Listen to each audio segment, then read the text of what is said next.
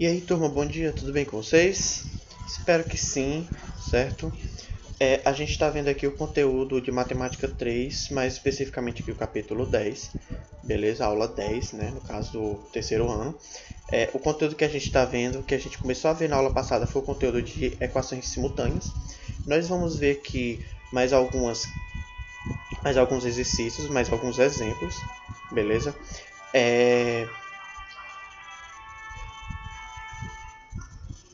O exercício que a gente viu na aula passada, que a gente começou vendo com equações simultâneas, foi essa questão aqui.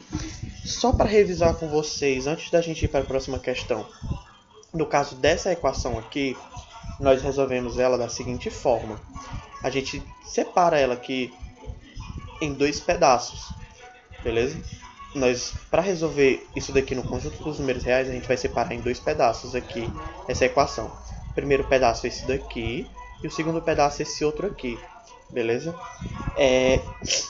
Quando a gente faz isso daqui, já que elas estão aqui, são simultâneas, como o próprio nome já diz, a gente precisa, no final, quando a gente achar a resolução de cada uma, a gente precisa, no final, fazer o conjunto, certo? Fazer o conjunto da interseção dessas soluções.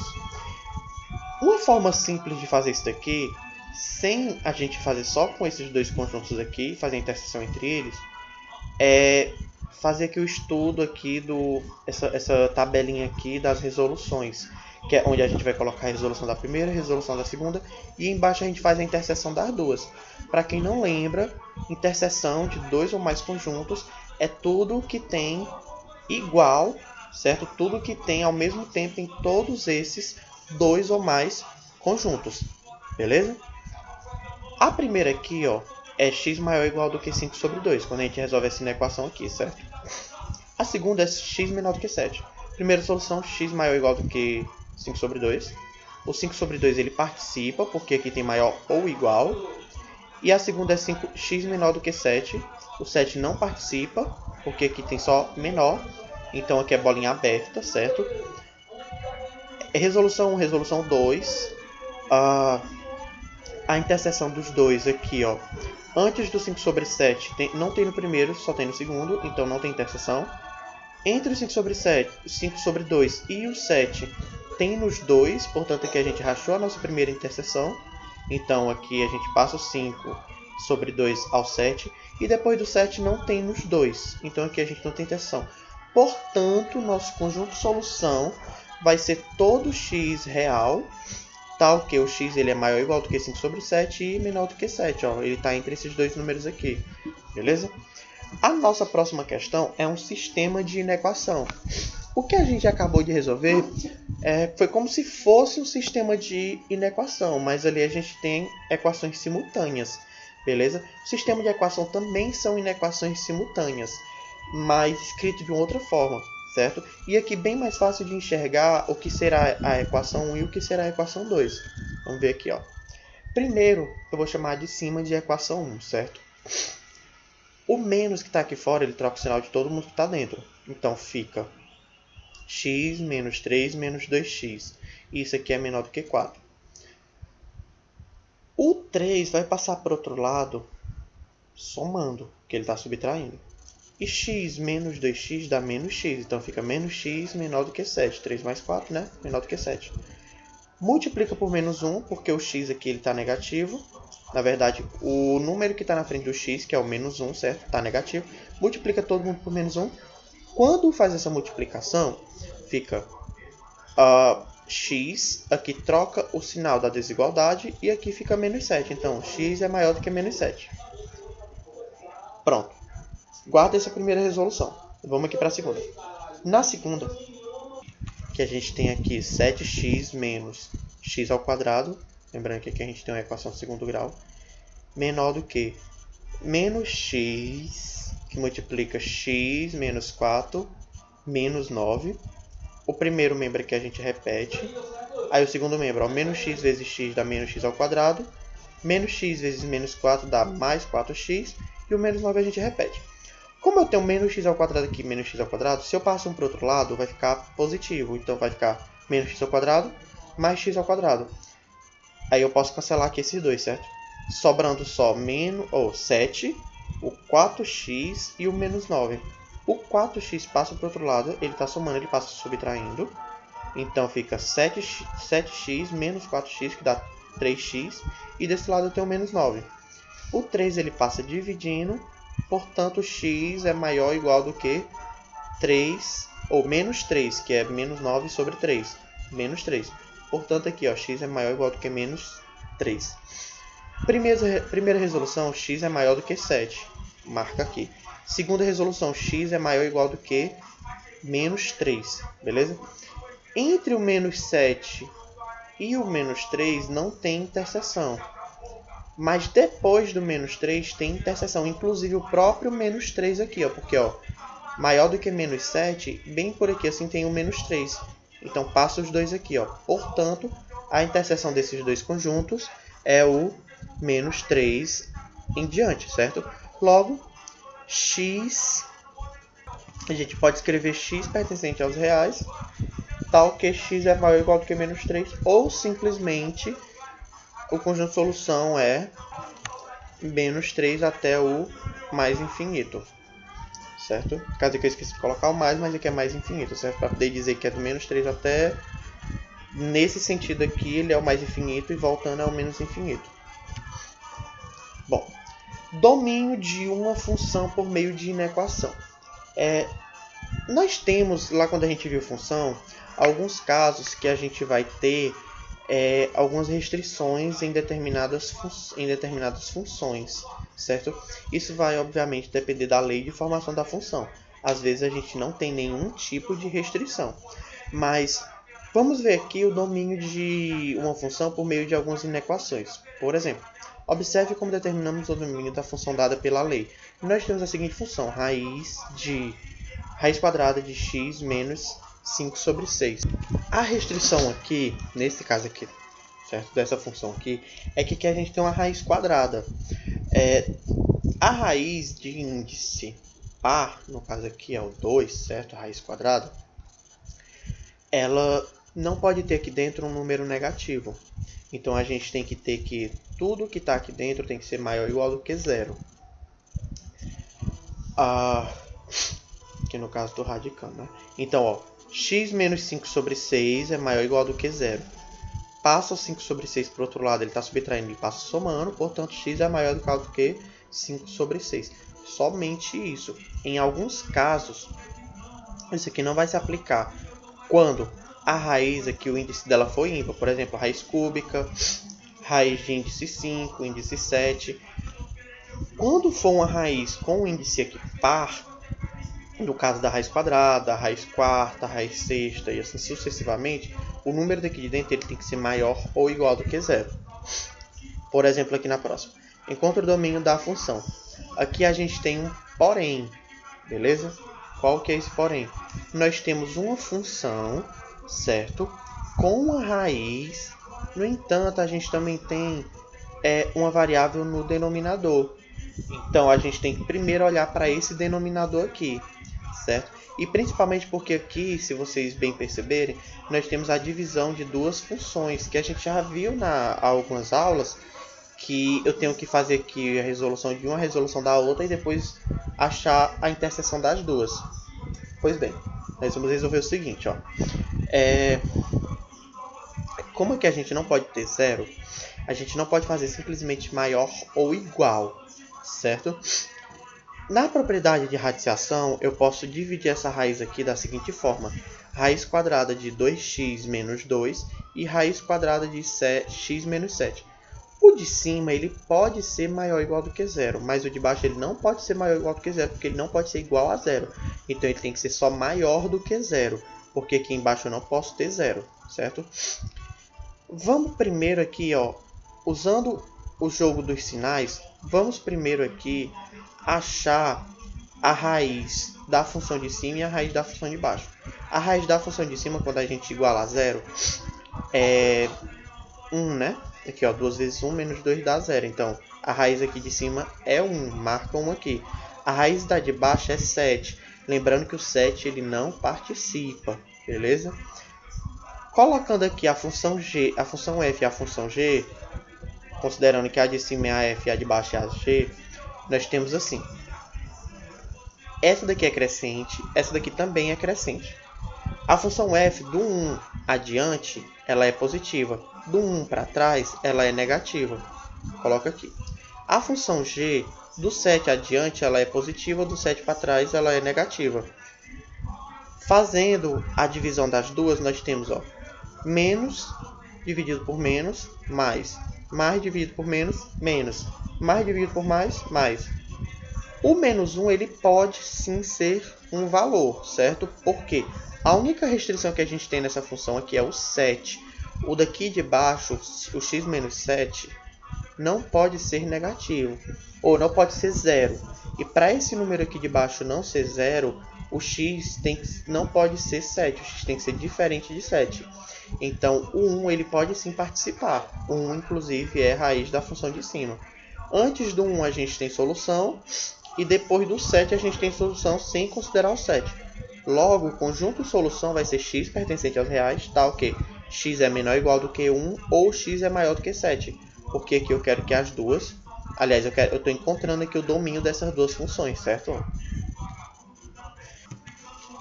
Mas, certo? Considerando aqui esse domínio aqui. Nesse pedaço aqui eu vou ter a função positiva. Esse pedacinho aqui eu vou ter a função negativa. E esse outro pedaço eu vou ter a função positiva. Beleza? Aí, como é que a gente vai poder ver isso daqui, esse domínio aqui? Por que o domínio é esse número aqui, professor? Bom, aqui em cima ele tem que ser positivo ou zero. E aqui embaixo ele tem que ser estritamente positivo. Para acontecer dessas duas funções aqui, a divisão dessas duas funções serem positivas, claro que ignorando essa raiz aqui, certo? Para acontecer delas duas serem positivas ou a função ser zero, no caso a única coisa que pode acontecer aqui para ela ser zero é a de cima ser zero, porque a de baixo não pode ser zero, é quando eu tiver aqui menor ou igual a 1 ou maior do que 7. Por isso que aqui é o domínio. O domínio da função vai ser esses dois intervalos aqui, beleza? Vamos aqui para a próxima questão. Primeira questão aqui, ela é a questão 1, que está na página 39 de Matemática 3, beleza? Da aula 10, livro 3, ok? E a questão, ela fala o seguinte. O gerente de um estacionamento próximo a um grande aeroporto sabe que um passageiro que utiliza seu carro nos translados casa-aeroporto-casa gasta cerca de R$10 em combustível neste trajeto.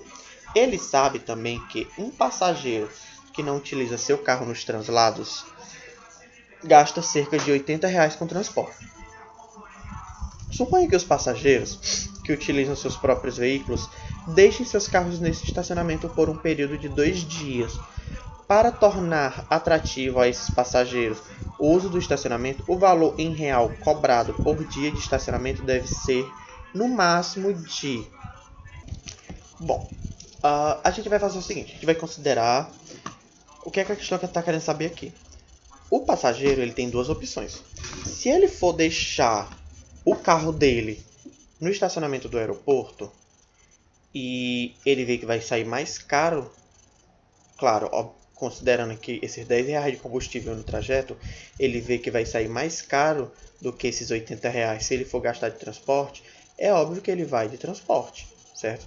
Aí o aeroporto ele quer saber quanto é que ele pode cobrar no máximo, certo? O estacionamento por dia para poder o passageiro escolher o estacionamento, certo? Para tornar mais cômodo para o passageiro. Então a gente vai dizer que X é o valor que o passageiro tem que pagar, beleza? Então a gente vai pensar o seguinte, X vai ser o valor cobrado pelos 2 dias de estacionamento, certo? Pelo enunciado a gente tem que ter o seguinte: o valor que eu vou pagar pelo estacionamento mais os R$10 de combustível, ele tem que ser menor ou igual do que 80. Porque se for maior, é melhor eu usar o transporte público. Beleza? É melhor usar o transporte público para poder fazer esses translados aqui, já que eu vou estar gastando mais do que 80 e aqui eu só gasto 80. Então a gente tem que ter o seguinte, 10 mais x tem que ser menor ou igual do que 80. Certo? Isso daqui, passando 10 para o outro lado, x tem que ser menor ou igual do que 70.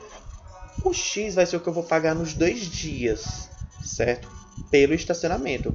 Se o x eu vou ter que pagar pelos 2 dias de estacionamento, num dia eu vou pagar um valor, no outro dia eu vou pagar um outro valor.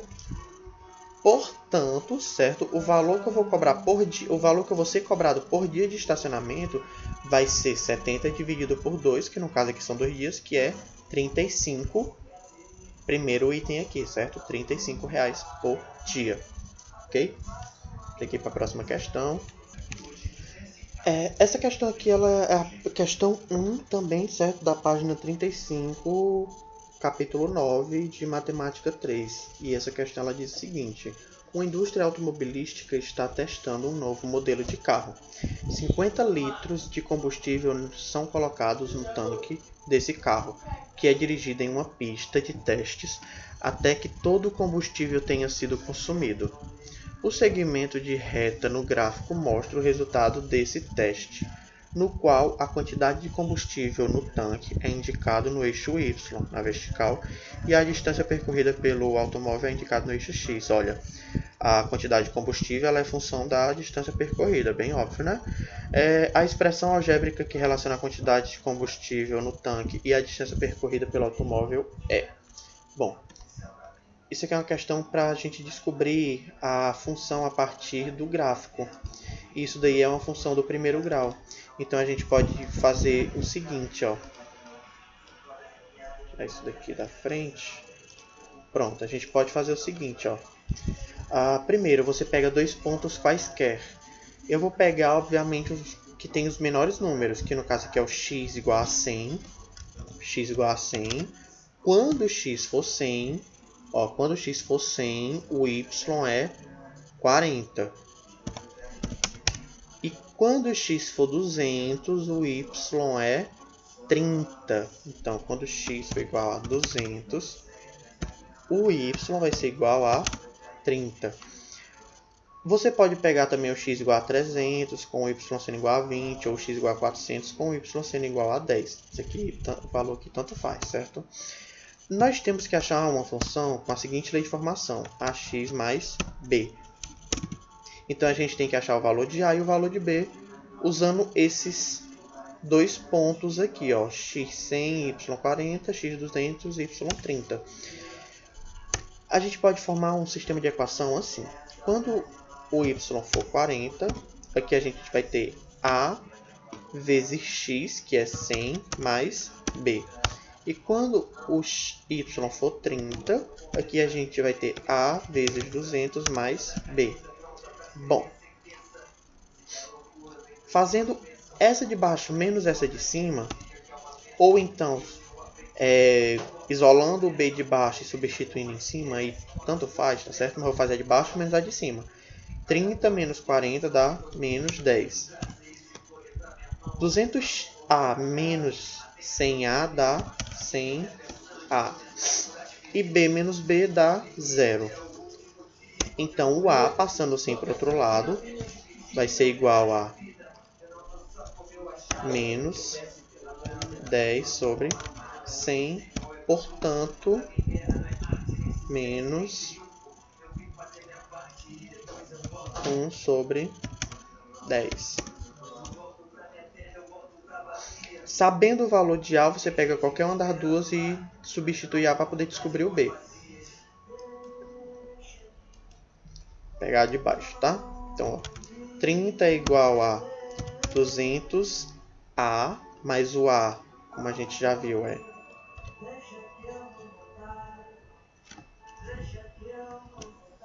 ainda menos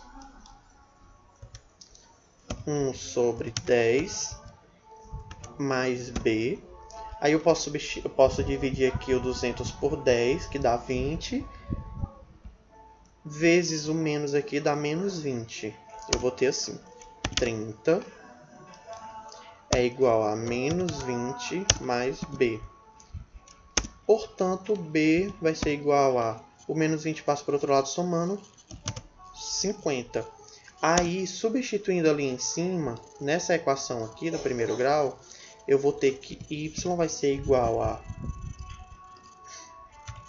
menos x sobre 10, que vai ser menos 1 sobre 10 vezes x, ou menos x sobre 10, mais 50, que vai ser o nosso item B, beleza? Porém, ó, nosso item B, isso aqui a nossa função vai ser dessa forma. Nós temos outra forma de achar a lei de formação dessa função, beleza?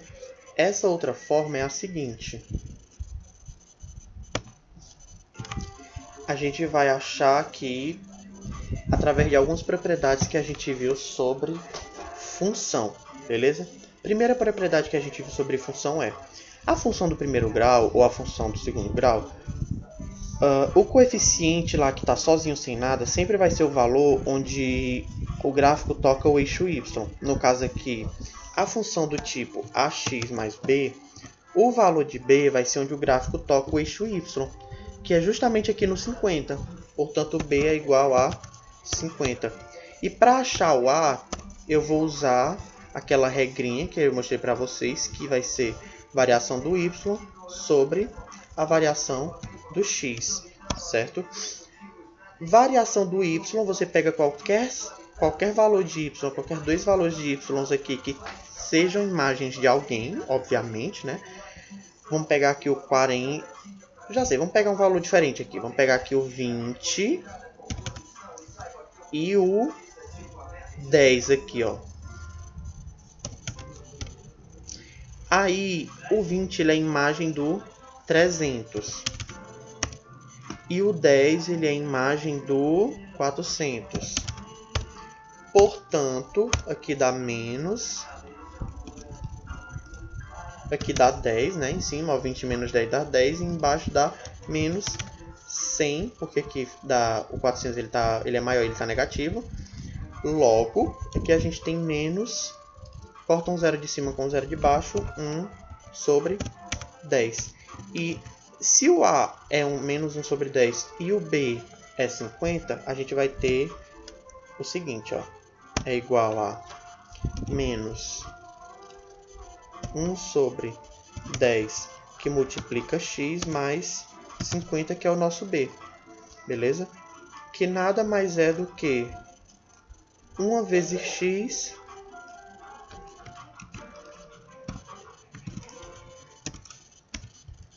mais 50, ou seja, menos x sobre 10 mais 50, que mais uma vez é o item B, beleza? Pois bem, gente, é isso, certo? Uma outra forma de resolver, bem mais simples, obviamente. Daí a importância da gente ver essas propriedades de função, de inequação, de função quadrática e tudo mais, beleza? O que a gente resolveu aqui foram questões do capítulo 9 e questões do capítulo 10 de matemática 3, beleza? A gente vai continuar resolvendo mais algumas questões para poder fixar mais conteúdo, principalmente algumas questões do Enem.